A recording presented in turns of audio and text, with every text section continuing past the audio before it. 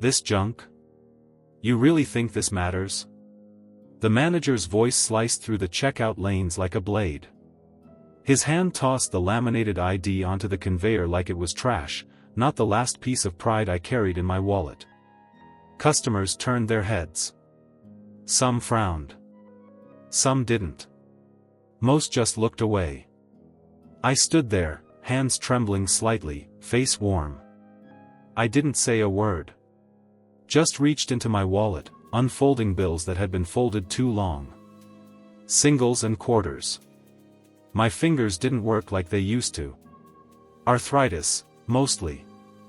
And a little from the fall last winter when the stairs iced over. The cookies were the first thing I noticed in the cart. Ginger, Jane's favorite. I placed them on the edge, then looked at the register's total. I was short. Not enough this time, I said softly, returning them to the shelf. Nobody helped. Nobody said anything. I'd driven my old '96 Chevy pickup to town that morning, same as every Saturday. Red paint flaking, left mirror rattling when the wind picked up. But the engine still ran fine. Jane used to ride shotgun. Now her seat stayed empty, the seatbelt always loose. Since she passed 4 years ago, the routines helped. Grocery on Saturday. Coffee at the Veterans Center on Sunday. Wednesday afternoons for the church pantry. It kept me tethered. Kept me from disappearing completely. I live in a little place east of town. Quiet. Pictures of our kids on the mantle. A folded flag on the bookshelf. I wear my old 82nd Airborne cap, the threadbare one, even when I sleep. Some habits never leave. At checkout lane 4, the cashier barely looked at me. Young. Chewing gum like it was a chore. I offered the ID. She squinted, then shrugged.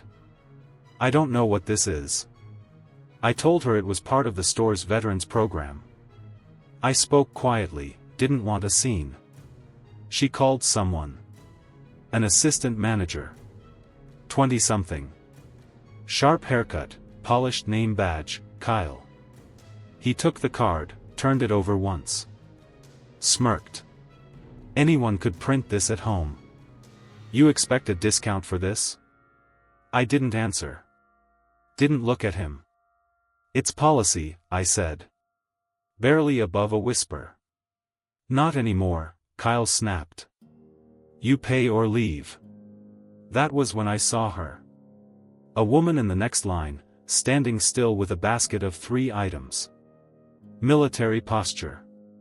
The way she carried herself said she'd served too. Late 30s, maybe. Blonde hair pulled back tight. She frowned. I paid. Left the cookies. As I walked out, she hesitated by the doors. I heard her footsteps follow. At the truck, I sat behind the wheel a while, staring at the dash. The engine off. The keys in my hand.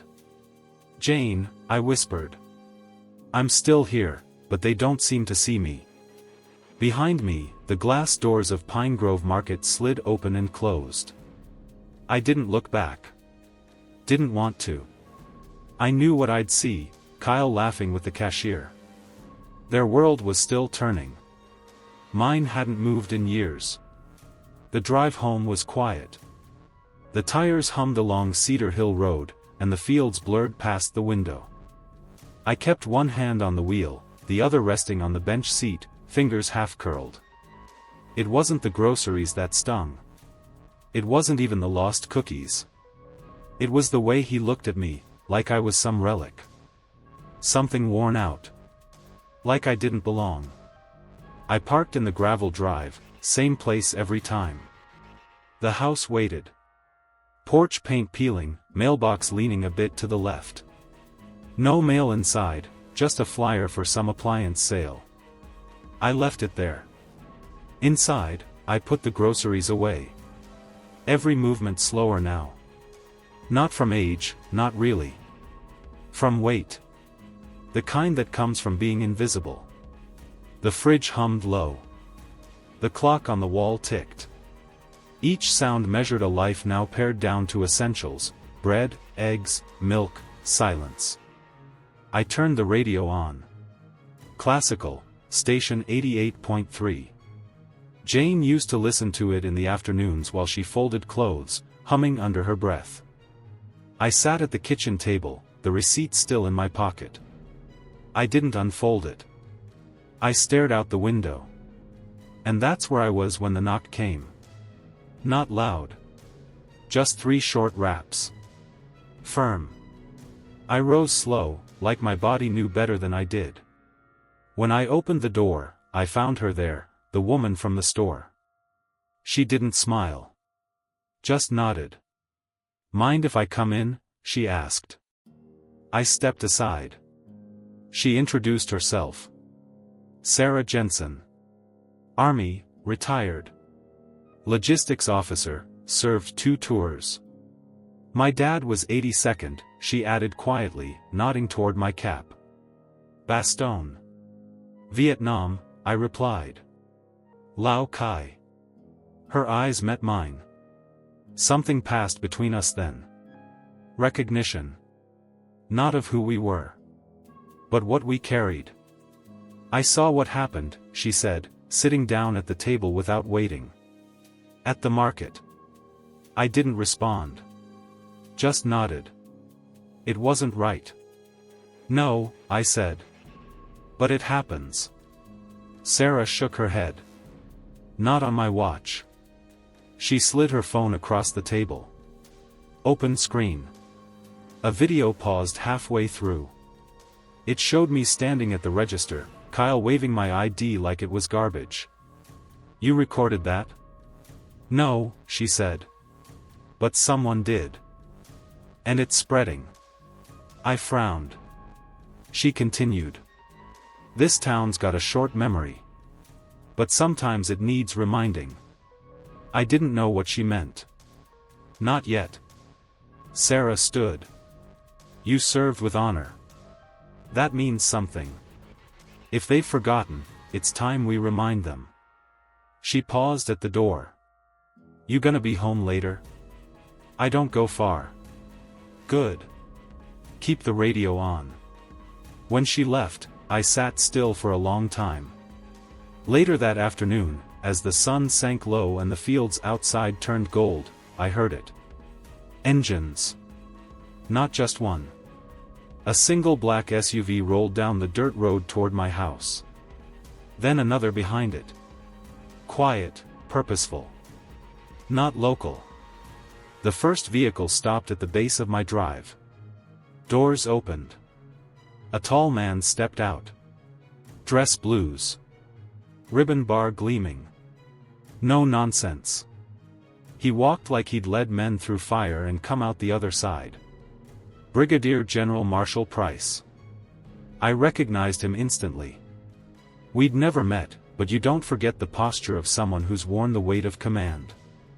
Sarah was beside him, her stance firm, her expression harder than before. I stepped out onto the porch. "Sergeant Thomas Benson?" the general asked. "Yes, sir." He walked to the bottom of the steps, met my eyes, and said with clarity, "We owe you an apology. No ceremony. No pretense. Just that." Behind him, 2 more officers stepped forward. One held a small black case. Another carried something wrapped in brown paper. The general nodded at Sarah. She opened her tablet and played the video. Kyle. The dismissal. My silence. "We saw this today," he said. "And we will not let it stand." Then he handed me the wrapped package. I opened it slowly. Ginger cookies. The same kind I'd left on the shelf. "I don't think you left them there just to be polite," he said. I chuckled faintly. Couldn't help it. Kyle stepped forward next. I hadn't seen him until now. He looked different. Less sharp. More real. The pride had been knocked out of him. "Sir, Mr. Benson, I was wrong. We've reinstated the veteran discount. Made it permanent. Store-wide. Mandatory training begins next week. He swallowed. I'm sorry. I nodded. Didn't need more than that. That evening, they left me on the porch, the cookie box beside me, unopened. The sky had turned violet, the stars starting to prick through. In the quiet, I opened the lid. Took one out. Crumbled it slightly. It still smelled like cinnamon and home. I whispered, Jane, they remembered. Tomorrow, I'd learn what else Sarah had done. But tonight, I just sat there. Let the memory hold me. I woke before dawn. Habit. Jane used to call it soldier's rhythm. Even after all these years, my eyes opened before the sky did. The house was quiet.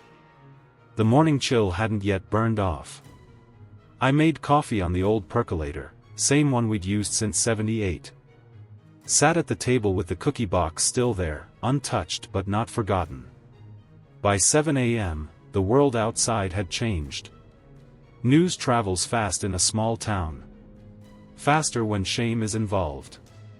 Sarah called at 7:15. Are you up? Always, I said. Town Square. 10 a.m. Wear the cap. She didn't explain more. Just hung up. By 9:30, I saw the first people walking. Not many at first. A couple older veterans. A mother with 2 kids. Then more. Cars parked along the street outside my house. Someone knocked, Jimmy from the hardware store. Said he'd drive me in. I heard what happened, he said, his voice tight. Should have never gone down like that. I didn't know how to respond. Just nodded. Town Square hadn't looked like this in years. A small platform had been set up near the flagpole. Folding chairs arranged in rows. Some already taken. Others filling quickly. Local press vans idled near the curb, cameras ready. It felt too much. I wasn't sure if I should have come. Then I saw her. Sarah, standing to the side of the podium. She gave a sharp nod when she saw me. Jimmy parked, and I stepped out slowly. My knees weren't what they were, but they still worked. As I made my way to the square, people stood. Quiet at first. Then someone clapped. Just once. Then again. A second person joined. Then a third. A ripple. Not a roar. Not loud. But steady. I kept walking. Didn't wave. Didn't smile. Just nodded once, slow and grateful. My cap sat square on my head. 82nd Airborne. I reached the front just as the mayor stepped to the microphone.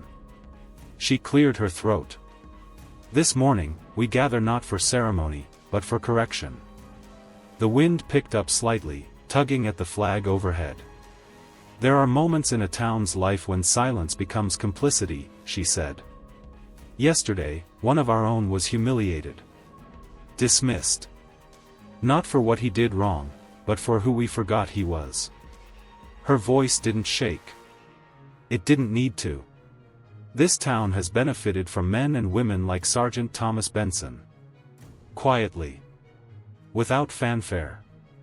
People who went to war and came back with less than they left with. And asked for nothing. She stepped aside. Then Sarah approached the podium. She spoke like a soldier, short, direct, clear. You may not know Sergeant Benson. But your fathers did. Your grandfathers. Some of them owe their lives to him. 82nd Airborne. Laos, 1969. 2 Bronze Stars. Silver Star. Saved his unit at Lao Cai. She looked across the crowd. There's a reason he never mentioned it. Heroes don't speak. They carry. She paused. And we forgot him. I stood there, unsure what to do. Then a sound cut through the quiet, a man's voice from the back. I served with his brother, he called. He told me stories about Tom. Said he was the reason they made it out. Another voice joined. Then another. Soon, the crowd wasn't just listening. They were remembering. Kyle appeared at the edge. Not in a suit this time. Jeans. A plain shirt. Humbled. He came forward slowly, took the mic. "My name's Kyle," he said. "Yesterday I made a mistake. A big one. I disrespected someone I didn't bother to understand. I was wrong. And I'm sorry. Not just to Mr. Benson, but to every veteran who's ever been made to feel small." He stepped back. Silence returned.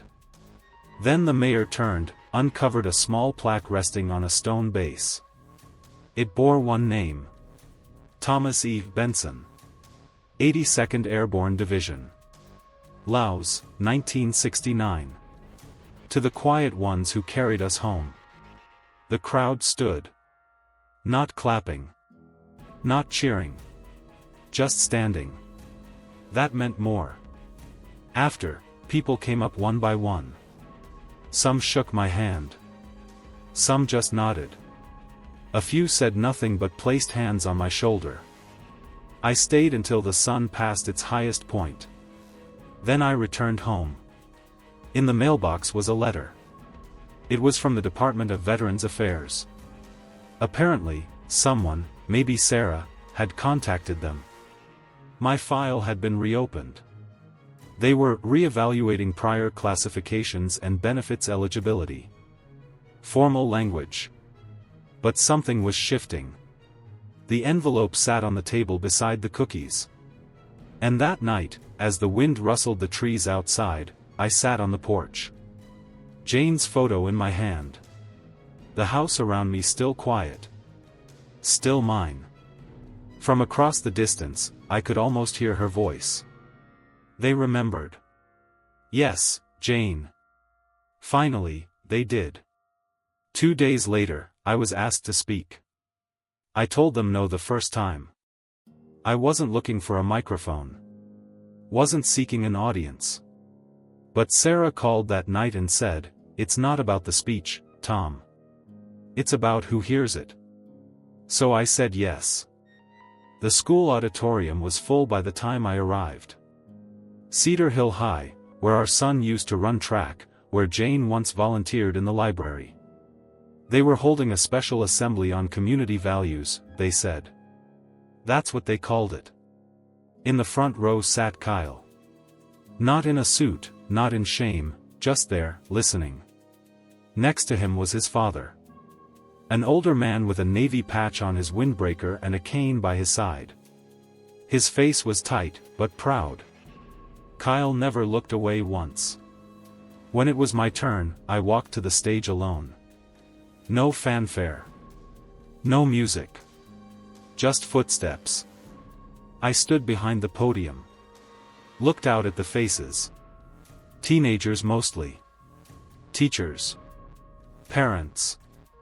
Veterans in faded jackets and polished shoes. I didn't prepare notes.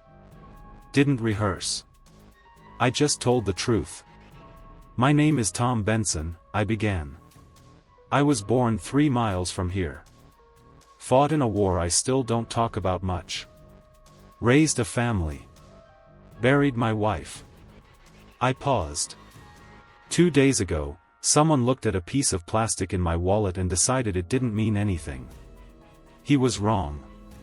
But not because of the ID. Because of the silence that followed. Nobody said a word. Nobody stood up. A murmur moved through the room. But someone did, eventually. A stranger. A fellow soldier. She remembered what others forgot, that service doesn't end when the uniform comes off. That honor doesn't expire. I leaned in slightly. "You're young. You're building your lives. You will meet people one day who seem small, unimportant. Look again. Listen longer. The world is full of quiet giants. Don't miss them. That was it.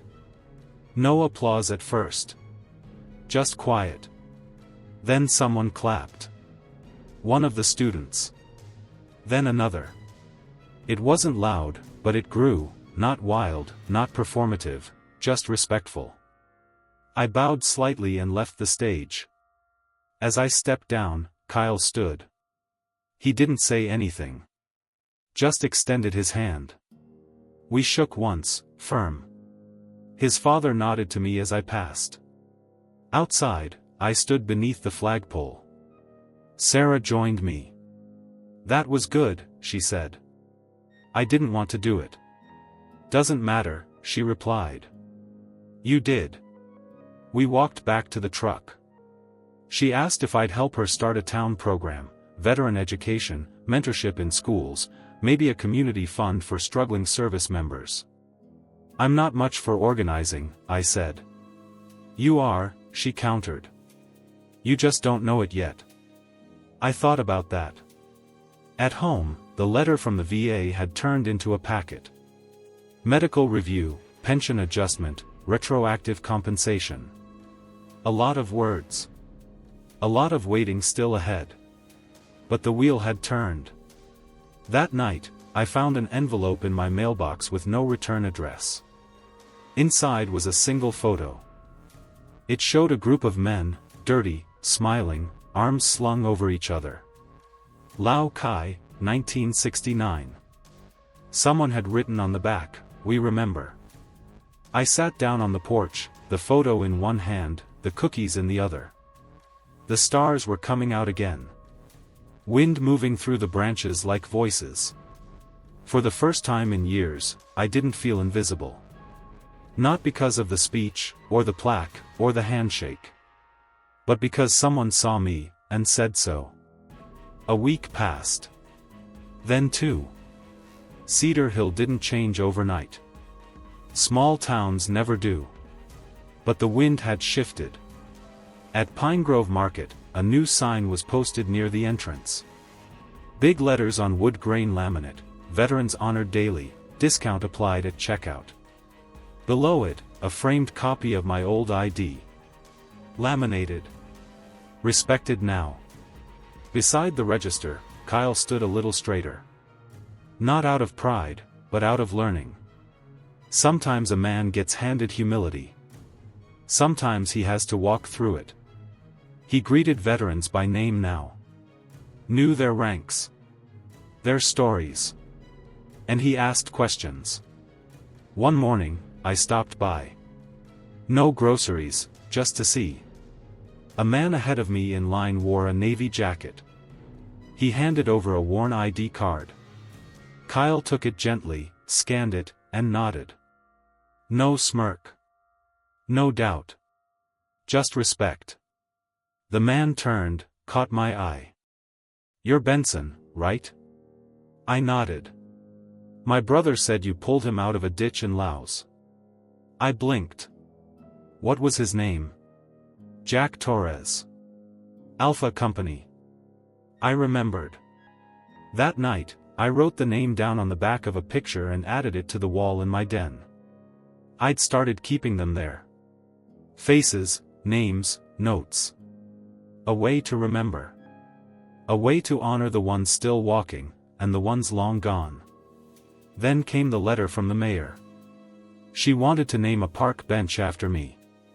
I declined. Instead, I offered a compromise, name it after all of them, every service member from Cedar Hill. Every kid who left and came back different. Every name that deserved a place in the wind. And so they did. By the time March came, the new veterans bench sat in the town square. Black iron. Oak slats. A simple brass plaque, in quiet service, they carried us. It became a place people stopped. Not to pose.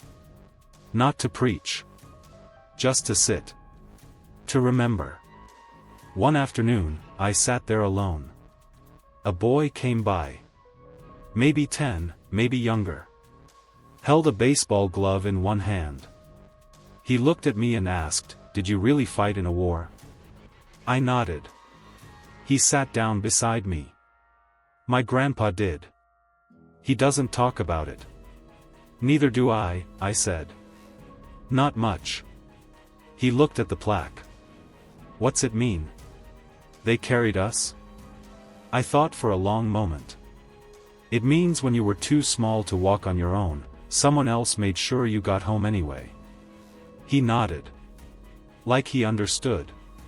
Like some part of him already carried the weight of remembering. After he left, I stayed a while. Watched the flag shift in the breeze. Later that evening, Sarah and I drove to the old community center. The first town veterans forum. Small turnout, but real. She introduced me as co-chair. I still don't know what that means. We talked housing, healthcare, transportation for disabled vets. I listened more than I spoke. An older man raised his hand. "What if they don't want help?" Sarah leaned forward. "Then we wait. And when they do, we don't ask why it took so long." I looked at her, remembering my own years of silence. Later, she handed me a binder. "You've got letters," she said. "Dozens. From people I hadn't seen in years. Men I served with. Wives of men I buried. Children who heard about what happened at Pine Grove and wanted to say thank you." One stood out. From a young girl in Michigan. She'd seen the video online. It read, "My dad never talked about the army. But after we watched your story, he showed me his medals. Then he cried. I'd never seen him cry before. Thank you for giving me my dad." I didn't respond right away. What do you say to something like that? The night grew long. I sat on the porch. The binder in my lap. Sometimes silence is a wound. Other times, it's a gift. Jane used to say, "The loudest courage is the kind no one hears." Maybe she was right. Maybe it was never about raising a flag higher. Just about not letting it fall. Spring came in slow this year. Rain swept through Cedar Hill in early April, the kind that soaks everything but never feels heavy enough to stay. The park bench held its place under the oak tree, water beating along the plaque, drops tracing down the words like tears. I sat there often. Not because I needed to. Because I could. That alone felt like progress. Then one day, Sarah called again. "You're not going to like this," she said. She was right. There'd been another incident, this time at the DMV. A young Marine in his dress blues was denied service when he couldn't provide two forms of ID. One had expired. He'd just returned from deployment. The clerk said, "That's not our problem." He'd stood there, straight-backed, medals visible on his chest, and no one had moved to help. Sarah was livid. "It's the same system, Tom. The same apathy. We fixed the face of it at Pine Grove, but the roots go deeper." We talked strategy. Talked about organizing a county-wide Veterans Council, pressure on local agencies, accountability reports. But I couldn't stop thinking about that Marine. How many others had stood there in silence, humiliated by rules that couldn't see past paperwork? So I went. To the DMV. Not to make a scene. Just to sit. I wore my cap. Brought a folding chair. Planted myself near the entrance. Didn't say a word. Didn't need to. People noticed. They always do when something refuses to move. By the end of the week, there were 3 of us. By the second week, 10. Vets from every war, every walk. We didn't protest. We bore witness. And then something happened. A reporter from the local paper came by. Asked why we were sitting out there. I didn't give a speech. Just said, respect shouldn't have to be earned twice. It printed the next day. And then more came. Not just veterans, students, nurses, pastors. Even Kyle. He brought his father again. The man stood beside me for nearly an hour without speaking. When he finally did, his voice cracked. "You reminded him who he wants to be." I nodded, unsure what else to say. That weekend, the county office announced new policy training for all frontline staff, DMV, libraries, housing assistants.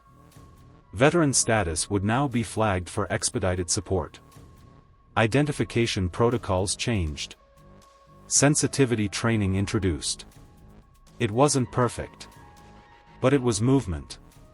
The following Sunday, the Veterans Council held its first open forum. We met in the church basement. Chairs circled. Coffee weak. Donuts stale. But the words were real.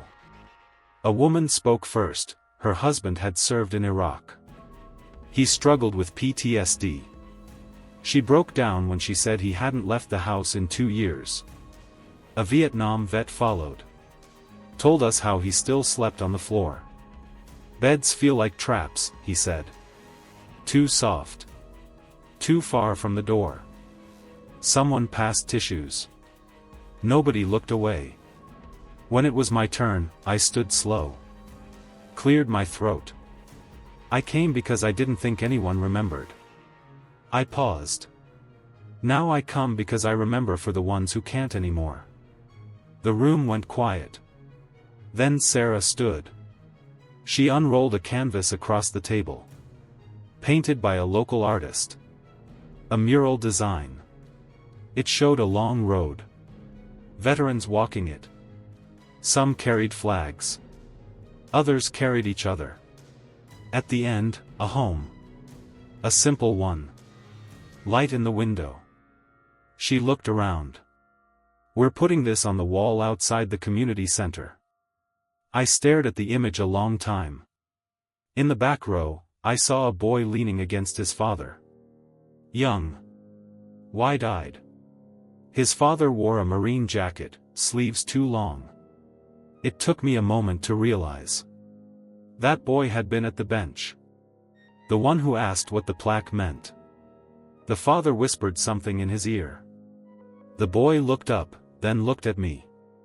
He raised his hand slowly. Saluted. Not a game. Not play. Real. The room didn't react. Didn't need to. That moment was ours. Later, as I walked home under a sky heavy with stars, I thought about what Sarah said months ago. It's not about the speech. It's about who hears it. She was right. Because somewhere out there, on benches, in lines, behind counters, there are people still standing silent. Still wondering if anyone sees them. And maybe now, they will. Because enough of us stopped looking away. And we chose to see. That night, I sat on the porch with the lights off. Just the stars above and the slow creak of the wooden boards beneath my boots. The air was cool, clean in a way it hadn't felt in years. I held an old photo in my hands. Me and the guys. 82nd Airborne. Faces sunburned, boots caked with red dust. Some still grinning, others already looking toward places they'd never return from. Laos, 1969. Back then, I thought memory was a weight. Something to carry, something to survive. But maybe it's more than that. Maybe memory is a bridge. I closed my eyes. I could still hear their voices. Not clearly. Just pieces. A laugh. A warning. A whisper before dawn. And I could still feel Jane's hand on my shoulder, steady, grounding, even now. The porch light flickered on. Motion sensor. A neighborhood kid passed by on a bike, waving. "Good night, Mr. Benson." "Night, son," I called back. He didn't know my story. Not really. But he knew to wave. And that meant something. I looked back at the stars. I was their voice in the silence for so long, I said aloud. My voice didn't waver. It just carried. Today, they have spoken. And the wind moved through the trees like a blessing. Not loud. But true.